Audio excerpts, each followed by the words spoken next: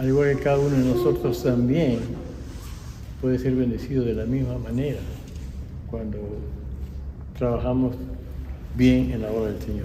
Vamos, por ejemplo, el caso de Génesis capítulo 39. Génesis 39, capítulo 1, capítulo 39, versos del 1 al 9. Búsquenlo, apúntenlo, veanlo en casa, yo lo voy a sintetizar. Es cuando José fue vendido a Egipto, ¿no? Sus hermanos lo vendieron a Egipto y José terminó de esclavo en la casa de un general egipcio llamado Potifar. Y Potifar lo vio que este muchacho era muy bendecido, que su Dios lo protegía, y entonces, ¿qué hizo? Puso todas las cosas en las manos de José. José administraba la casa de Potifar, todo en las manos de José. Ahí estaba, porque vio cómo Dios lo prosperaba, Dios lo bendecía, a pesar de que él sabía que las cosas que tenía en sus manos no eran de él, porque muchas veces cuando hay administradores que ven que las cosas no son de él, no les importa cómo funcionan o si funcionan o no funcionan, ¿no? Esos son los malos administradores, los malos mayordomos, ¿no? A mí no me importa, total, este no es mío, dice. Se rompió, no importa, no es mío, ¿no? Pero en las cosas del Señor hay quien nos está mirando siempre y un día tenemos que darle cuenta de nuestra mayordomía, de lo que recibiste, sea mucho, sea poco. Un día tenemos que enfrentarnos delante de Dios y, como dice la palabra, tenemos que darle cuenta de las cosas que hicimos estando en el cuerpo, sea bueno, sea malo. Un día nos van a tomar cuenta. Así que esto no es simple. Usted recibió algo del Señor, ministrelo y administrelo, porque Dios nos va a pedir cuenta. Y cuando Dios pone un corazón abierto y sabio para acoger las cosas de Dios, Dios los bendice y los prospera. No solo él, José más adelante va a terminar después de un incidente que tuvo, fue a dar la cárcel, y de la cárcel lo saca el faraón, el rey, ya no el general a cargo de su ejército, sino el mismo faraón lo saca de la cárcel para que interprete un sueño que había tenido. Ustedes pueden recordar el sueño de las vacas flacas y las vacas gordas, ¿no? ¿Se acuerdan? De las espigas delgaditas y las espigas llenas. Y José le llega a descifrar y a dar las recomendaciones. Y por ese hecho Faraón lo hace su administrador, lo hace su mayordomo y pone todo el imperio egipcio en sus manos. ¿Verdad? Cuando uno sigue las pautas que Dios establece en la mayordomía, pues Dios aumenta las cosas que te pueden dar para administrar. Y prácticamente podríamos decir, y a veces no sé si figura en la historia de Egipto, pero prácticamente José salvó a Egipto, al imperio egipcio, con la dirección de Dios y con su fidelidad. Aunque pareciera que todo era una especie de trampa para José, ¿no? Al final de cuentas José va a decir algo que es interesante, ¿no?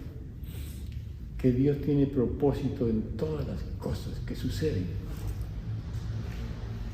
El hecho de que los hermanos lo hayan vendido como esclavo, el hecho que él haya ido a gobernar una casa de un general y que después lo vaya a meter preso el mismo general, tenía propósito. El hecho de que él llegue a ser el administrador de Egipto tenía propósito. Porque no hay nada de lo que sucede en el mundo que Dios no tenga un propósito detrás de él. ¿Y cuál fue el propósito de Dios con José como buen administrador? Que él pudo salvar a su padre y a sus hermanos del hambre. Cuando los hermanos descubrieron, cuando ese pasaje muy, muy hermoso, a mí me emociona mucho cuando leo ese pasaje, cuando él se da a conocer a sus hermanos. ¿Te recuerdas cuándo era la historia de José? Cuando él se da a conocer delante de sus hermanos, pues ya sus hermanos no lo reconocían, habían pasado tantos años, el hombre estaba tan compenetrado con la cultura egipcia que ya parecía un egipcio. Vestía como los egipcios en la corte. Los hermanos ni siquiera lo reconocieron, pero cuando él se dio a conocer, es tremendo el pasaje. Dice que hizo salir a todos los que estaban ahí, se quedó solo con sus hermanos y empezó a llorar. Que se oye en todos lados el llanto de José. Cuando se dio a conocer por sus hermanos, yo soy José, el que ustedes le enviaron. ¿Ustedes pueden imaginarse cómo reaccionaron los hermanos a reconocerlo? Pero el hecho de ser el buen mayordomo le pudo dar ese valor en la corte, como le pudo dar todas esas cosas que él necesitó para atacar a su pueblo, para dar y salvar a sus hermanos del hambre que estaba pasando por Egipto, por toda aquella área del Medio Oriente. Pero lo interesante es que cuando sus hermanos arrepentidos van a pedirle perdón, ¿no? Él le dice algo muy interesante, que todo lo que él había pasado, la persecución, la cárcel y todo su sufrimiento, era a propósito de Dios. Y a veces no nos damos cuenta que cuando estamos pasando a veces malas circunstancias, malos momentos, Dios tiene algo para nosotros. No es el diablo que se está enseñando con nosotros. A veces le pedimos paciencia al Señor. ¿Cuántos le han pedido paciencia al Señor? ¿Y qué viene? Sufrimiento. No prueba. Porque las pruebas es la que produce la paciencia. Pero no hay pruebas que no tengan salida. Dice el Señor que ella tiene su salida. Ella tiene su salida. Cuando estén sufriendo, no se queje. Pregúntele al Señor. No por qué. Porque es fácil. Cuando decimos por qué, estamos acusando. Pero Señor, ¿para qué? Es diferente. Yo estoy en el ministerio porque yo hice esa pregunta cuando pasé una circunstancia muy dura, que tenía ganas de decirle al Señor, ¿por qué? No pude. Le dije al Señor, ¿para qué? Y terminé en el Instituto Bíblico. Tenía su propósito. Y el propósito de Dios con José es el mismo propósito que tiene cada uno de nosotros cuando aprendemos a ser buenos mayordomos con los que Dios nos ha dado. Y la mayordomía está premiada y evaluada por Dios, porque nada de lo que tenemos es nuestro. Nada de lo que tenemos es nuestro. Todo es de Dios. Y Dios cuando creó al hombre también no lo puso como dueño. Cuando creó a Adán y a Eva no lo puso como dueño del paraíso. La tierra, el paraíso y todo es de él. ¿Y qué? ¿Para qué lo puso a Adán? Para que lo administrara.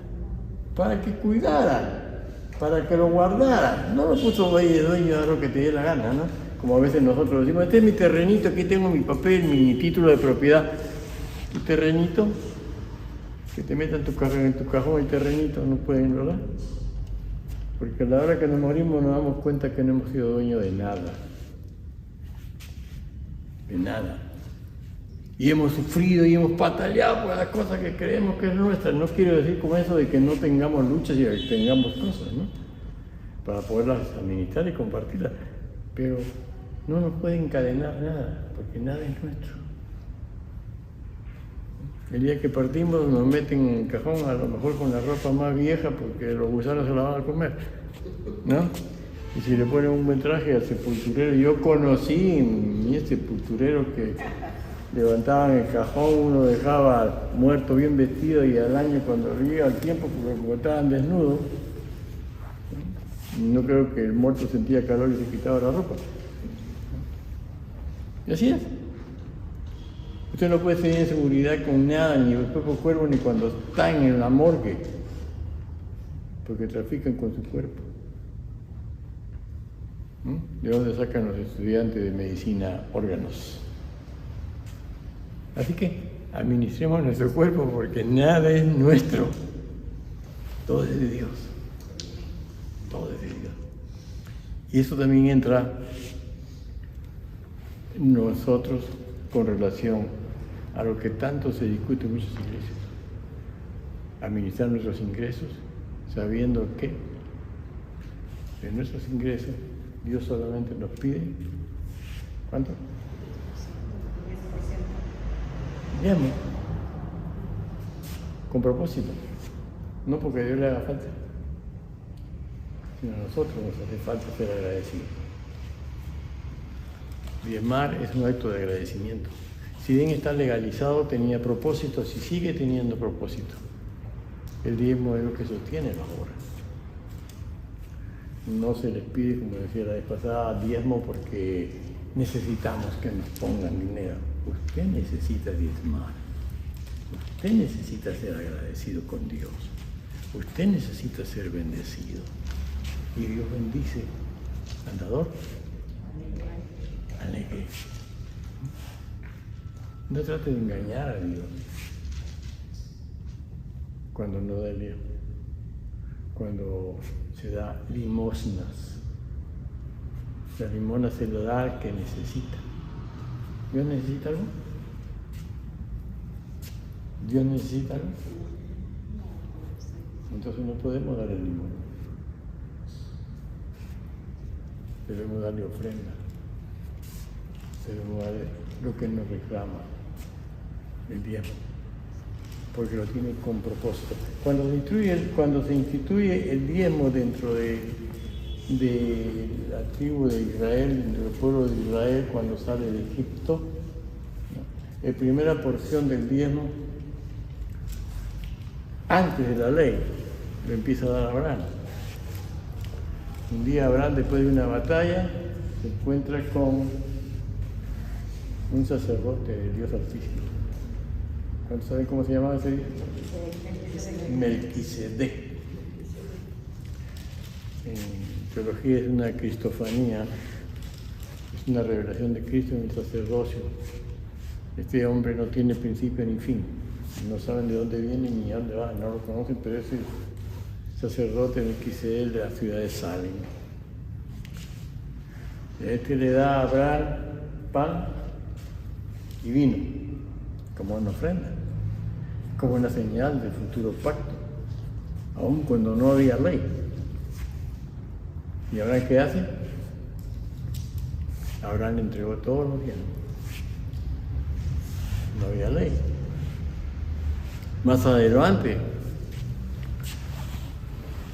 cuando el hermano de Saúl, ¿cómo se llamaba?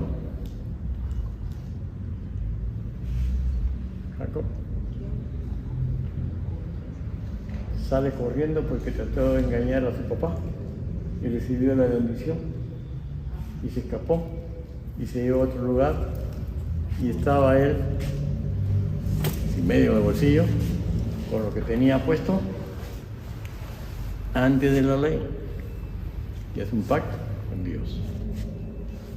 Señor, si tú me prosperas donde quiera que vayas, yo te voy a dar el diezmo. Un pacto de corazón. No había ley. Después de 400 años de esclavitud en Egipto, Israel sale a formarse un nuevo pueblo. Sale más de 1 millón de personas. Dios dirige a Israel por el desierto hasta ese determinado lugar y luego instituye leyes, como Moisés. Y una de las leyes que él da es el diezmo.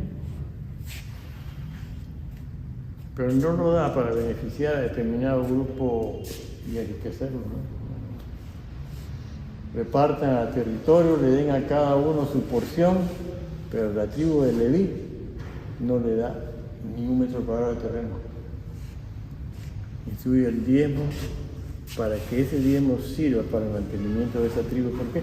Porque esa es la tribu que se debe encargar de todo el asunto espiritual de Israel. Sean los servidores del templo, los servidores del altar, los servidores que iban a dedicarse exclusivamente a la vida espiritual de Israel. Y como no tenían nada, tenían que ser sostenidos. ¿Con qué? Con el diezmo. Por eso es que ustedes ven que Malaquías cuando reclama, cuando hay una discusión con Dios, ¿no? Y Dios le dice, vosotros me habéis robado. ¿En qué? En nuestros diezmos. ¿Y traer a diezmos a la fori para qué? ¿Para qué hay alimento? ¿Para qué? La casa de Dios. ¿Para qué hay alimento? En la casa de Dios el alimento, el alfolí de la casa de Dios, ¿para qué? ¿Para qué hay alimento? Para los que servían en la casa de Dios. ¿Para qué hay alimento a los levitas? Los levitas se habían ido porque no diezmaban, no había alimento, no había nada y ellos tenían que comer, tenían que mantener a su familia. Entonces se iban y dejaban y abandonaban y hacían otras cosas. Y sucede en muchas de nuestras congregaciones, pastores que se dedican a otras cosas. ¿Por qué? Porque no hay diezmo, no hay ingresos. ¿No? Con la justa ve por ahí pastores haciendo taxi. Porque no están diezmando. Y el diezmo, hermano, es un pedido de Dios. No para empobrecerte, sino para bendecirte. Para bendecirte. Además no es por la iglesia, por la organización eclesiástica. Porque yo, como les decía la vez pasada, aunque ustedes no diezmen, la iglesia va a estar de pie. Porque sostiene la iglesia, es el amor de Dios.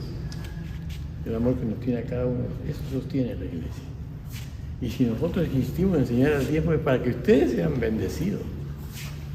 Para que sean bendecidos. Porque detrás del diezmo está la bendición.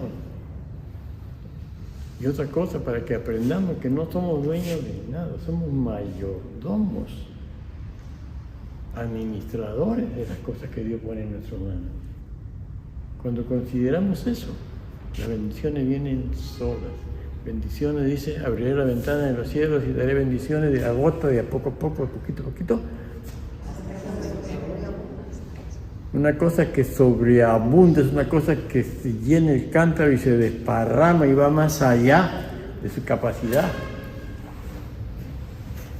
Una cosa que sobreabunda ya, como es cuando llenan el saco y empieza a derramarse. De repente ni cuenta se dan cómo le llega la prosperidad. Por la fidelidad. Nunca tendrá su alacena vacía.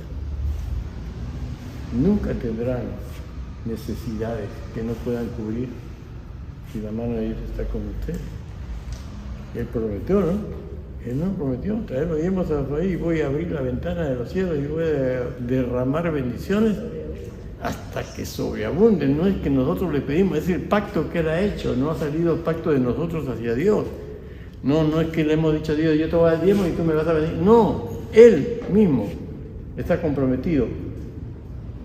Con la fidelidad del diezmo, Él está comprometido a derramar bendiciones hasta que te sobreabunde para que regales a otro. No es la mezquinidad. Dios no fue mezquino con nosotros. ¿Qué nos dio Dios para salvarnos? Su vida. Me dio lo más precioso que tenía. Se dio Él mismo en Cristo. Él mismo se dio en Cristo, se dio por nosotros. Descendió de la gloria para salvarnos. Fue a la cruz del Calvario, fue maltratado, insultado, ofendido y todo lo que usted puede leer en la Escritura por nosotros. ¿Acaso no era fácil Él venir y bueno, borrar a todos estos malos y hago otra creación? Pero por amor a nosotros se entregó a sí mismo. Ofrenda grata a Dios. Otra de las cosas que ustedes pueden revisar las Escrituras, y nunca se usó el diezmo para construir templos. Nunca. Desde la antigüedad. Todos los templos fueron construidos por ofrendas. El tabernáculo, el primer lugar donde Dios habitaba y se pronunciaba, también fue construido con ofrendas voluntarias. Moisés invitó a traer cosas para construir Y la gente traía y traía cantidades. Llegó un momento en que Moisés tuvo que decir, ya paren la mano, ya hay mucho, ya sobra. No se hizo con ofrenda, con diezmo, se hizo como ofrenda. Cuando se construyó el primer templo de Salomón, tampoco se construyó con el diezmo de la tribu, se construyó con ofrendas. Si usted le da una revisadita al libro de Samuel, donde está el primero de Samuel, usted va a encontrar la cantidad de cosas y de oro. Dios no permitió que David construyera el templo porque él quería construir un templo. Él dice, mira su palacio donde él vivía todo artesonado, todo lujoso. Y dice, y Dios en una carpa, porque ese es el tabernáculo, una carpa. No justo dice, vamos a construir un templo. Y el profeta le dice, bueno, sí, hazlo, tú tienes, eres el rey, tienes territorio, tienes el dinero, tienes todo, hazlo. Pero en la noche viene Dios y le dice al profeta, mira, ¿sabes qué? Anda, dile a David que no me va a construir ningún templo. Porque tiene sus manos muy manchadas de sangre por las guerras que había peleado. David sentó el reto. Salomón, su hijo, construyó el templo. Pero cuando Dios tiene una revisada, mire, si él no construyó el templo, pero la puso, como decimos, la puso para construir el templo. Y cuando usted se dé una miradita a las cosas que David dio para la construcción del templo, eso era más que diezmo. El terreno, dio oro, dio plata, todo el material casi para construir. Y Salomón pues construyó el templo, pero con lo que papá dejó. ¿A qué voy? Voy a que Dios usa el diezmo para otras cosas y no para la construcción del templo. Ni ninguna reforma en una iglesia se puede o se debe hacer con los diezmos, sino con las ofrendas. Y las ofrendas están sobre el diezmo, para que sea ofrenda. Si usted le debe 100 soles a la compañía eléctrica y le paga sus 100 soles, ¿qué está haciendo? Está cumpliendo. Pero si al cobrador le da 120, ¿qué está haciendo? Está cumpliendo y está ofrendando. La ofrenda va encima del diezmo, no por debajo. Porque a muchos, yo conozco esto, muchos no dan diezmo y dan una monedita y dicen que están ofrendando. No están ofrendando. ¿Saben qué es duro? Se están burlando de Dios. Si no tiene para dar gloria al Señor, no es. Porque Dios conoce tu corazón. Pero no trates de engañar a Dios. No trates de engañar a Dios, porque Dios conoce nuestros pensamientos. Dios conoce lo que hay en nuestro corazón. Y aún dice la palabra que antes que la palabra salga de nuestra boca, Dios la conoce.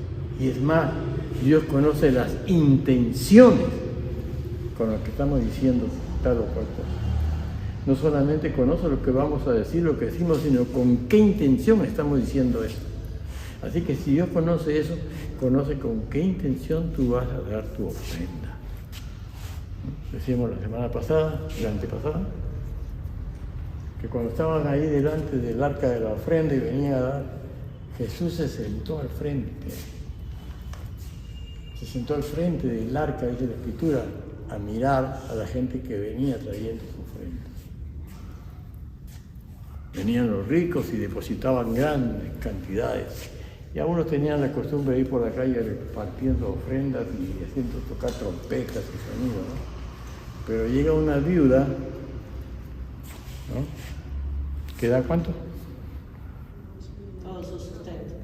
2 blancas, 2 moneditas. 2 moneditas que equivalen a casi a un salario de un día de trabajo. ¿Y cuál era la diferencia? Todo lo que tenía. Los ricos daban de lo que les sobraba, mas ella le dio todo lo que tenía. Jesús, ¿qué estaba mirando? ¿Las monedas?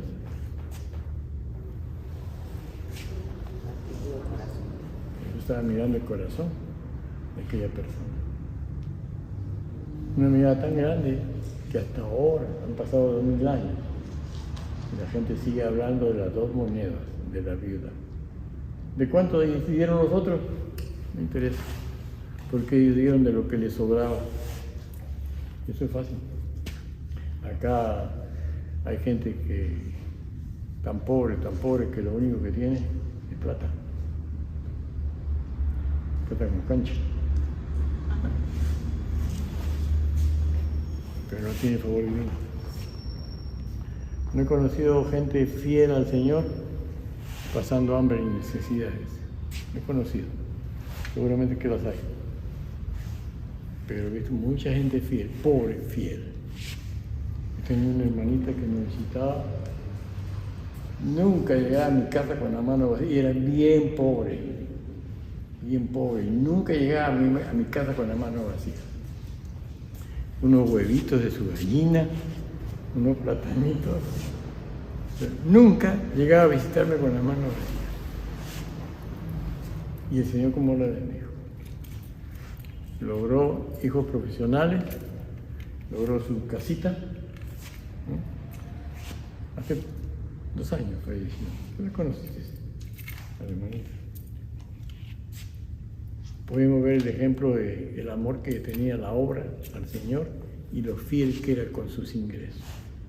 Ella nomás trabajaba, lavaba ropa y hacía una serie de cosas y se iba a la librería cristiana, compraba folletitos y visitaba los hospitales, repartiendo. Su esposo era un barman y era un alcohólico. Y así, su fidelidad fue premiada, porque al final de cuentas, bueno, lo último que supe es que su esposa era diácono en su iglesia. Y ella construyó su casita, sus hijas son profesionales, y Dios la premió. Porque Dios mira tu corazón. ¿Recuerdas la primera ofrenda que figura en la Biblia? ¿De quién fue? De Caín y Abel, ¿verdad? ¿Cuál es la diferencia? ¿Qué vio Dios cuando traía la ofrenda? Dios vio la ofrenda de Caín, Dios vio la ofrenda de Abel. La intención. Dios vio a Abel y su ofrenda. No vio la ofrenda de Abel. Él vio a Abel y su ofrenda. Él vio a Caín y su ofrenda. Él estaba viendo el corazón del que traía la ofrenda. Él no vio la ofrenda y a ver, que viene mi ofrenda. No. Primero vio el corazón. Y le agradó la ofrenda de Abel. Cuando te acercas al arca, como mayordomo de los bienes de Dios, porque Dios paga bien, No sé si alguien que ha servido a Dios no esté mal pagado, pero Dios paga bien. Dios está mirando tu corazón, Dios no está mirando tus monedas, ¿no? Tal vez no esté mirando cuánto tienes, sino cuánto te queda para darte lo que necesitas. Bueno, yo lo he experimentado en mi vida. Las cosas para mí no han sido duras, pero siempre estuvo la mano de Dios ahí. Siempre la mano de Dios ahí. Siempre Dios bendiciendo. A veces que fue mal es cuando sacaba los pies de plato. Pero mientras mantenía las cosas de Dios y obediente, Dios siempre fue generoso conmigo, con mi familia. Y recuerdo porque yo le dije la vez pasada, yo empecé en el ministerio cuando tenía 20 años. Si volviera a tener 20 años, tomaría la misma decisión. No me arrepiento de haberlo hecho. Mientras mis amigos se iban a jugar, hacían diversiones, iban a fiestas, yo estaba metido en la obra. Y Dios cumplió su palabra. Acuérdate de tu Creador en los días de tu juventud para que cuando vengan los días malos. Cuando me llegaron los días malos, la mano de Dios estaba ahí. Ahí estaba la mano de Dios en los días malos. Y me bendijo. Hasta el día de hoy, que tengo mi día bueno. Bueno. Muy bueno. Muy bueno. Dios es fiel. Y hermano, estamos apelando a que aprenda a ser fiel con el Señor. Dios no va a fallar. Dios no le va a fallar. Todo lo que hace prosperará. Salmo número 1. todo lo que hace prosperará. Si es un hombre que está, una mujer que está caminando en los caminos del Señor, que está siendo fiel, que está como debe ser, entonces esa persona va a estar constantemente en novedad de vida y en vida abundante, y como consecuencia de esto va a tener todo lo suficiente y el Señor va a prosperar todos sus caminos. Salmo 1:3. Cuarto punto, compromete tus bienes. Porque a veces los bienes que tenemos decimos son míos, sí, cierto, de alguna manera son tuyos, pero el dueño de todo es el Señor, no te olvides. Punto 1, como muestra de tu fe, tienes que comprometer también tus bienes. Dice, pero sin fe es imposible agradar a Dios, porque es necesario que el que se acerca a Dios crea que le hay y que es galardonador de los que le buscan. Estos actos son, en nuestra vida cristiana, son actos de fe, actos prácticos. La fe tiene que ser demostrada, tiene que ser un hombre, una mujer, un joven de fe. Es decir, todo es tuyo, Señor, por lo tanto yo creo en ti, sé que tú me vas a ayudar, sé que me vas a prosperar, sé que me vas a proveer. Recibiendo bendición de Dios de acuerdo a sus promesas. Lucas 6:38 dice, dad y se os dará. Esta es una ley, hermanos. Esto no es pensamiento de ningún pastor, esta es ley de Dios. Dad y se os dará. Medida buena, apretada, remecida y rebosando darán en vuestro regazo, porque con la misma medida con que medís os volverán a medir. Esto de la siembra, esto de la cosecha, esto del dar y el recibir son principios del cielo, no son principios de la tierra, porque el principio de la tierra dice que cuando tú das, luego tienes menos. Se te acaban ¿no? Hay un egreso de tu caja, entonces hay menos en tu ingreso. Es en ley natural, pero la ley del Señor dice, dad y se os dará. Para que tenga mi caja llena, tengo que estar hábil en dar, saber dar. Y con la misma medida con la que mides, te volverán a medir. O sea que si yo en la fe estoy practicando, tengo amor a Dios, tengo fe, creo en el Señor, estoy caminando con Él y estoy dando, estoy entendiendo que todo es del Señor, soy simple administradora y lo hago bien, entonces el Señor va a responder y va a darme. Dad y se os dará. Primero tengo que dar, luego se me va a dar. Tampoco se trata que yo voy a dar la ofrenda para que me dé. No, yo doy porque sé que tengo que dar, porque eso es del Señor. Ya como consecuencia de esto se me dará. Yo no voy a dar, ni voy a ir al altar a ofrecer mi ofrenda o mi diezmo para que el Señor me devuelva, no, eso tampoco no es. Es porque es de Él y porque estoy en obediencia, ¿ya? Y estoy consagrando mi vida, entonces el Señor sabrá cómo me bendice, cuándo me bendice, en qué forma me bendice. Punto C, Dios se hará cargo del legado para tus hijos y nietos. Proverbios 13:22 dice, el bueno dejará herederos a los hijos de sus hijos, pero la riqueza del pecador está guardada para el justo. Cuando una persona es íntegra, cuando una persona sabe administrar, es un buen creyente, va a tener herencia para sus hijos y para sus nietos. Proverbios 13:22. Otro punto 5, cambia tu modo de vivir cuando este no te permita ser un verdadero mayordomo. Quizás habrá momentos de debilidad, habrá un momento de una tentación que no de repente voy a olvidarme, Señor, tengo esta urgencia, me están cobrando, etcétera, ¿no? Y ya no estoy cumpliendo. Lo que primero que tienes que hacerte es arrepentirte, arrepiéntete e inicia tu restauración. Proverbios 28:13 dice, el que encubre sus pecados no prosperará. Todo pecado debe ser confesado. Cuando sacamos a la luz, delante del Señor, nuestras cosas, inmediatamente el Señor va a perdonarnos y nos va a prosperar. Pero si nos quedamos con cosas dentro, no va a traer prosperidad, porque así dice Proverbios 28:3.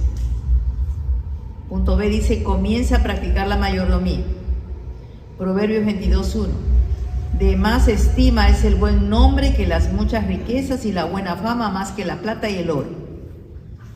Yo creo que un cristiano que es fiel en los diezmos y ofrendas va a tener ese buen nombre, esa buena reputación, porque le va a estar asegurada sus buenas finanzas, le va a estar asegurada la bendición en su casa. Las personas que lo observan, sus vecinos van a decir qué bien que le va a la vecina, qué bien que le va, qué estará haciendo, a qué se dedicará, qué estará pasando. Y vamos a hacer ocasión de abrir nuestra boca para predicar del Señor.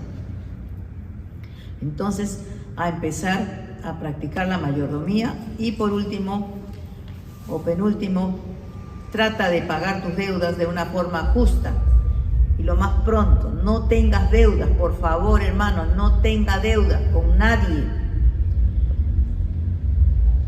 Proverbios 11:3, la integridad de los rectos los encaminará, pero destruirá a los pecadores la perversidad de ellos. Y yo voy a terminar con un proverbio que habla de finanzas, puras finanzas. Y habla también que tenemos que pagar nuestras deudas. No es bueno por ninguna razón. Ninguna persona que tiene deudas es bendecida, es prosperada. Dios no le va a poder bendecir, aunque se pare de cabeza. Por último, ordena tus finanzas de manera que agraden a Dios. Proverbios 21 dice, los pensamientos del diligente ciertamente tienden a la abundancia, mas todo el que se apresura alocadamente, de cierto va a la pobreza. Hay gente que se vuelve loca, se trastorna para gastar rápidamente, ¿no? Entonces se alocan y rápido se entusiasman con sus cuentas y cuando menos piensan ya están endeudados hasta la cabeza. Yo quiero que abran su Biblia en Proverbios 22 y quiero que lo leamos y vamos a ver. Miren, el libro de Proverbios tiene varios capítulos referentes a este tema, pero el 22 dice, de más estima es el buen nombre que las muchas riquezas, de que ya leímos, y la buena fama más que la plata y el oro. Una persona se va a hacer de buen nombre, de buen prestigio cuando paga sus cuentas, cuando no debe a nadie nada, cuando tiene su casa ordenada, cuando en su casa no le falta. Entonces esa persona se va a hacer de buen nombre.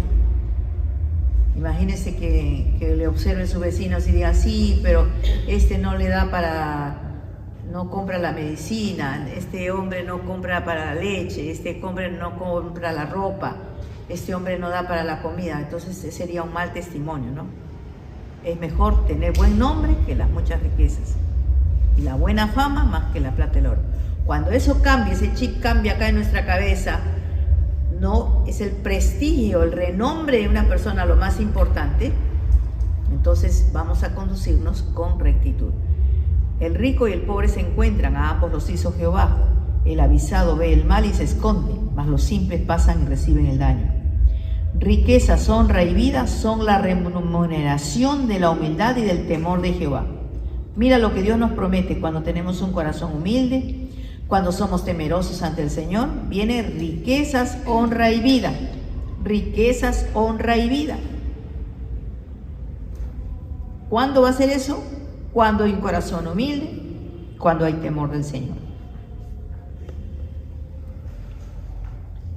Verso 7, el rico se enseñorea de los pobres y el que toma prestado es siervo del que presta. ¡Ajá! Acá hay dos temas. El rico se enseñorea de los pobres. Un rico que se burla, que abusa de los pobres es una persona maldecida, no le va bien para nada. Y el que toma prestado es siervo del que presta. Por eso, si tú has prestado a alguien, rápidamente tienes que devolver, tienes que pagar tu cuenta, ya sea en el banco, ya sea en una mutual, ya sea a tu comadre, quien le has pedido prestado, tienes que inmediatamente devolver, porque si no eres como esclava de esa persona. ¿Y es acaso no es así, verdad? Que cuando tenemos una cuenta en el banco, por ejemplo, y no la hemos pagado, estamos pendientes, estamos que no podemos descansar, sabemos que como que una soga nos está ahorcando en el cuello y no podemos dormir bien por causa de la deuda, ¿ya? El que sembrar iniquidad, de iniquidad segará, y la vara de su insolencia se quebrará. El ojo misericordioso será bendito porque dio de su pan al indigente. Este es otro tema para el cual el Señor nos llama y es una causa de bendición, una causa de prosperidad. Cuando tú te acuerdas de los más necesitados, siempre más necesitados alrededor de nosotros, ¿verdad? Siempre, tú y yo conocemos gente más necesitada, gente pobre. Bueno, cuando tú tienes un ojo misericordioso, dice, ¿qué vamos a hacer? Benditos. Cuando tú no solamente miras al pobre y dices, ay, qué bien allá va el pobre, ve que mi vecino es. No, no solamente eso, sino cuando tú das algo a favor de esta persona que está en necesidad, no, vas a ser una persona bendita. ¿Por qué? Porque dio de su pan al indigente. Y es una bendición poder compartir. Cuando yo tengo así cosas que, ¿no? Y siento en mi corazón, ya mis vecinas saben, yo hago repartición, porque pienso que hay personas que necesitan. ¿Y cómo sabía? Me dice vecina que yo tenía tal necesidad. Me ha tocado ir a otros sitios más lejos, no solamente las que viven cerca de mi casa. Y he ido a comprar tal cosa, el Señor me ha dicho, vaya, compre tal cosa y vaya, llévelo. Y lo he llevado. Y cuando me han recibido, se han quedado llorando de alegría. Decía, pastora, yo no me explico cómo otra vez me hizo el Señor ir a gente que ya no viene a la congregación. Imagínense, yo podría decir, ya, pues esto es que me importa a mí si ya no vienen a la iglesia. Pero no, el Señor me había mandado, vaya donde esas personas. Fui donde esas personas y fui comprando, dije, el pollo más grandazo que usted tenga en la pollería, ese me lo da. Bien bonito el pollo. Y me lo llevé. Y la hermana cuando me recibió se emocionó tanto. Al final me dijo, pastora, donde yo estoy congregando ahora, no hay nada que ver, me dijo, con la iglesia donde yo he estado con ustedes. Ve, dijo, solito Dios hablándole, mire, yo ya no soy de la iglesia, ya no asisto a la congregación, y sin embargo usted viene a verme, a darme una ofrenda. Me abrazó, me dijo, ¿sabe qué? Bueno, no sé si debiera decirlo, pero me dijo, se lo comparto porque de repente a usted algo parecido le pueden decir. No he visto una pastora como usted, dijo. De repente te iba a decir, nunca he visto una hermanita con el corazón tan sensible como usted, como Dios la trae en el momento preciso. Y me ha pasado un sinnúmero de veces, porque a mí también, como ya les digo, en la época que yo tenía vacas flacas, también Dios les hablaba y me proveían de alguna manera. Nunca olvidaré en aquellos años hace 40 años, cosía, alta costura. Me hacía abrigos, sacos. Yo no sé cómo los hacía, pero los hacía. Y era un don, y el tiempo también, y tenía buena vista, ¿no? Entonces, una vez veo, y en años también de tiempos difíciles, no podía comprar, en años que cuando no se puede comprar, no se puede comprar nada. Porque si no puedes comprar y gastas, ahí fuiste ya. Pero yo, me encantan las modas y todo eso. Y sobre todo, como yo cosía, veo en una tienda un vestido hermoso. Y me paro solita, me paro a ver. Veo el modelo. No había celulares, así que no podía tomarle foto tampoco. Pero me capté el modelo, bonito, colores azulitos, con fondo azulito. Era bien bonito, un cuellito blanco, puñitos blancos acá. Lindo, lindo. Y me fui caminando y dando gloria al Señor. Y me olvidé. A la semana siguiente voy a una célula. Y la hermana se iba para Estados Unidos. Y me dice, Rosita, yo creo que tú estás de capa caída, me dijo así, bien franca la hermana. Yo creo que tú estás de capa caída, hija, ¿no? Mira, yo tengo varias cosas para darte. ¿Quieres ver? ¿Quieres? ¿No te ofendes? No, le dije, yo no me voy a ofender. ¿Por qué me voy a ofender? Así que, ven. Y me trajo, me secó una caja ahí. Varias cosas, artefactos eléctricos, ropa. Buenísimo. Cuando en eso saca un vestido idéntico al vestido que yo me había enamorado. A ver cómo opinan. Señor me lo estaba dando. ¿Cómo me estaba engriendo? Yo no tenía para comprar nada. No podía comprar, aunque hubiera querido, no hubiera podido. Pero Dios me estaba asistiendo a través de ¿qué? de esta hermana. También es que no debemos ser orgullosos. Cuando le obsequien algo, gloria a Dios, hermana, gracias al Señor. Así me pasó por mucho tiempo y qué lindo, ¿no?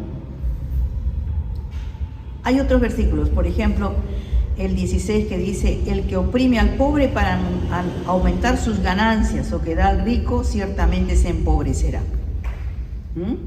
Hay causales de pobreza y causales para riqueza. Tú puedes ser próspera o puedes ser muy pobre, depende de ti. El que oprime al pobre, hay gente que oprime al pobre, que se burla del pobre, que le hace trabajar horas y horas, no le paga, abusa, no le dan el sueldo en el día que debe darse.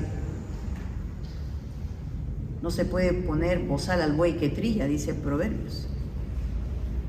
Con nadie te puedes jugar, menos con el trabajador. Y si el trabajador es una persona mayor y está delicado de salud, con mayor razón, tiene que ser puntualito, no puedes, porque si tú haces eso, serás maldito, no te va a ir bien. Con todos sus trabajadores. El que da al rico ciertamente se empobrecerá. Claro, el rico no necesita, ¿verdad? Sería una tontería de nuestra parte dar, por decir, una ofrenda a un rico. Todo este capítulo 22 es hermoso. Solo estoy sacando algunas cosas.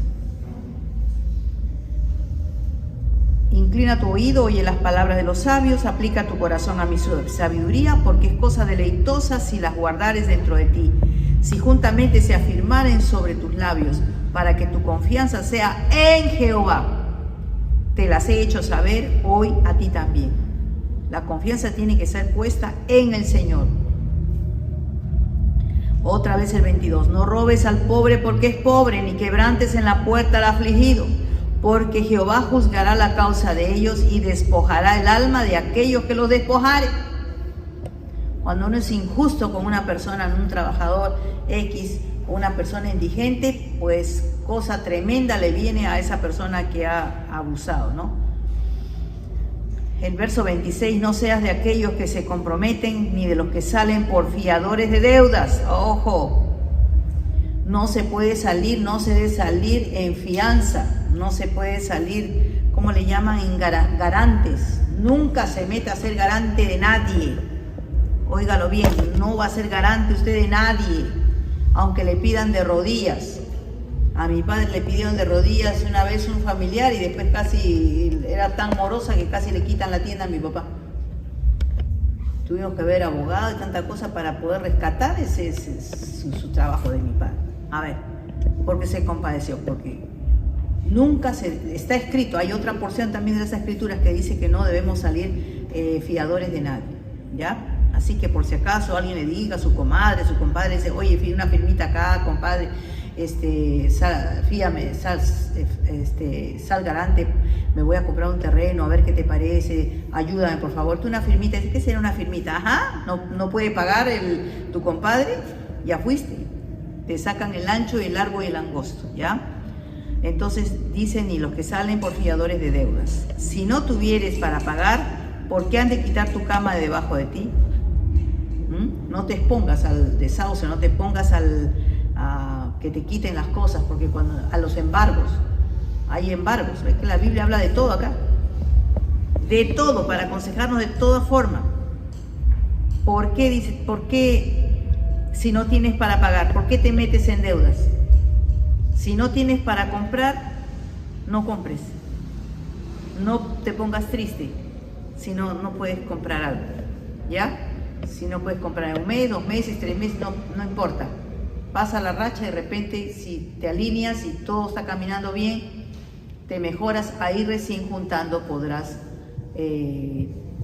poder comprar. Yo les conté que mi padre siempre yo lo bendigo, cada vez que me acuerdo de mi padre lo bendigo, de cómo él me enseñó los primeros conceptos de finanzas. Mi padre era un simple artesano, pero le dejó herencia a cada uno de mis hermanos. A veces veo ingenieros, doctores que no dejan ni un cuarto de madera a sus hijos, pero mi padre dejó una casa bien puesta a cada uno de sus hijos. Y mi padre me aconsejó un principio tremendo, que siempre que puedo lo comparto. Me interesa mucho porque yo quería ser siempre ordenada y hacer siempre buena administración. Y me compro, después de muchos años, por cierto, ya era pastora, y me compro un libro que tenía que ver con finanzas, escrito por dos hombres, los más millonarios de Estados Unidos en aquellos años. Leo el libro, muy interesante, Los secretos, y al final la conclusión es el mismo principio que mi padre me había dado cuando yo era chica. Me dijo: Rosita, cuando tú no tengas para comprar, no compres. No lo compres. Nunca compres a crédito. Compra al contado. Y si no te alcanza, juntarás 2 o 3 meses y podrás ahí recién comprar algo. Antes se llamaba plazo fijo. Nunca saques a crédito. Nunca saques a crédito. Compra directamente al contado. Exactamente. Y eso lo practiqué.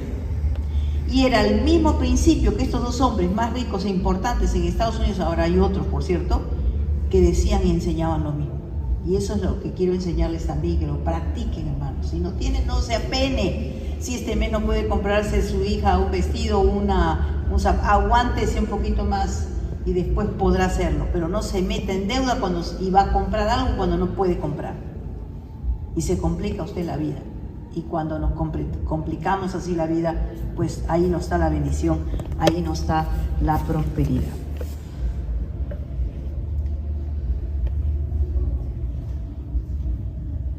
Ese es el Salmo 22 que tenía para compartirles.